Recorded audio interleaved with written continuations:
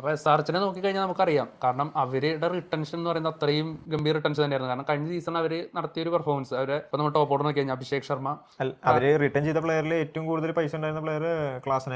അപ്പോൾ Abhishek Sharma head, Klaasen, Nitish Kumar Reddy, അതുപോലെ തന്നെ കമിൻസ്. അപ്പോൾ എനിക്ക് തോന്നുന്നു ഈ 5 പ്ലേയേഴ്സും ലേലത്തിന് വന്നിരുന്നെങ്കിൽ റെക്കോർഡ് നോക്കി പോകാൻ ചാൻസ് ഉള്ള 5 പ്ലേയേഴ്സ് തന്നെയാണ്. റിട്ടേൺ ചെയ്ത് നിർത്തിയിട്ട്. അപ്പോൾ ഇത്രയും, അതായത് നമുക്കറിയാം ഇപ്പോൾ ഈ 5 പ്ലേയേഴ്സും ഇപ്പോൾ കമിൻസ് അടക്കം ബാറ്റർ തന്നെയാണ്. അപ്പോൾ ഈ ഒരു ബാറ്റിംഗ് ലൈനപ്പിലോട്ട് ഇഷൻ കിഷൻ എന്ന് പറയുന്ന ഒരു എക്സ്പ്ലോസീവ് ആയ ബാറ്റർ, അദ്ദേഹം ഫോമിൽ അല്ല എന്ന് തന്നെ പറയാം, എന്നാൽ പോലും ഏത് നിമിഷം ഫോമിലേക്ക് എത്താവുന്ന പ്ലെയറാണ്. അപ്പോൾ ആ ഒരു എക്സ്പ്ലോസീവ് ആയിട്ടുള്ള ഒരു ഇന്ത്യൻ ബാറ്ററെ കൂടെ ആഡ് ചെയ്ത് ഒരു ടോപ്പ് ബാറ്റിംഗ് ലൈനപ്പ് തന്നെ ആക്കിയിട്ടുണ്ട്. ഏറ്റവും ടോപ്പ് ബാറ്റിംഗ് ലൈനപ്പിൽ ഒന്ന്, അല്ലെങ്കിൽ ഏറ്റവും മുകളിൽ നിൽക്കുന്നത് തന്നെ നമുക്ക് പറയാം. ഓപ്പണിംഗ് പറയുകയാണെങ്കിൽ Travis head, Abhishek Sharma opening വരും. അത് നമുക്ക് പ്രത്യേകിച്ച് പറയേണ്ട ആവശ്യമില്ല. അത് ഏറ്റവും എക്സ്പ്ലോസീവ് ആയിട്ടുള്ള ഒരു ബാറ്റിംഗ് ലൈനപ്പ് തന്നെയാണ്. അതിനുശേഷം വൺ ഡൗൺ ആയിട്ട് ഇഷാൻ കിഷൻ അവർ ഇറക്കാൻ ചാൻസ്. തീർച്ചയായിട്ടും. പിന്നെ ഉള്ളത് നിതീഷ് കുമാർ.